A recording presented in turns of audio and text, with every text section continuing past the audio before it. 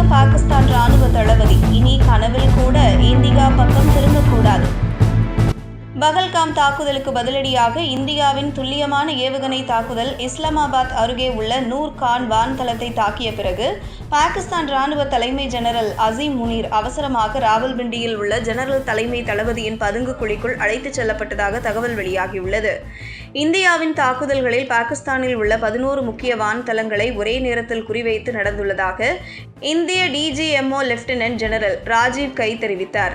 இந்த தாக்குதலில் நூர் கான், முரித், ஷியால்கோட், பஸ்ரூர், ஜேக்கோபாத் உள்ளிட்ட தளங்கள் தாக்கப்பட்டன. நூர் கான் தளம் பாகிஸ்தானின் தலைநகர் இஸ்லாமாபாத்திற்கு மிக அருகே 10 கிலோமீட்டர் அமைந்துள்ளதுடன் விமான போக்குவரத்து பிரிவுகள், எரிவாயு நிரப்பு யூனிட்டுகள் மற்றும் பாகிஸ்தான் வான்படையின் முக்கிய பயிற்சி மையங்களை கொண்டுள்ளது. மேலும் இங்கு நாடு முழுவதும் பரவியுள்ள அணு ஆயுதங்களை கண்காணிக்கும் ஸ்ட்ராட்டஜிக் பிளான்ஸ் டிவிஷனின் தலைமையகம் அருகில் உள்ளது.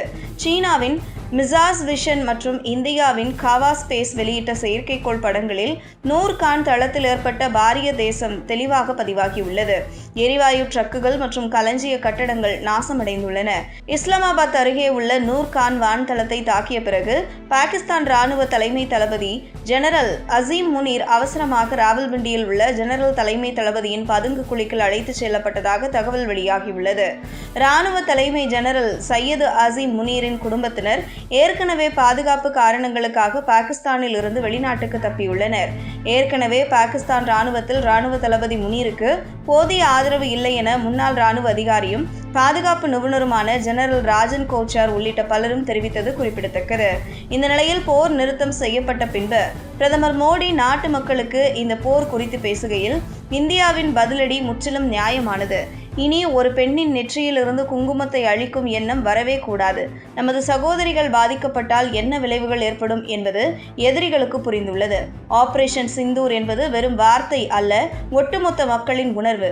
இப்படி ஒரு தாக்குதல் நடக்கும் என எதிரிகள் கனவில் கூட நினைத்து பார்த்திருக்க மாட்டார்கள் என பேசிய மோடி, மேலும் இவ்வளவு பெரிய முடிவுகளை இந்தியா எடுக்கும் என அவர்கள் அறிந்திருக்க மாட்டார்கள். நமது பெண்களின் குங்குமத்தை அழித்ததன் விலையை என்னவென்று எதிரிகள் உணர்ந்துள்ளனர்.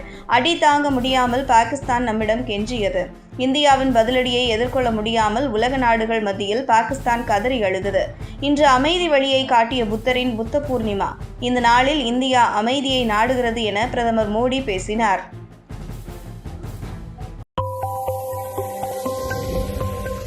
உங்கள் தின சேவல்.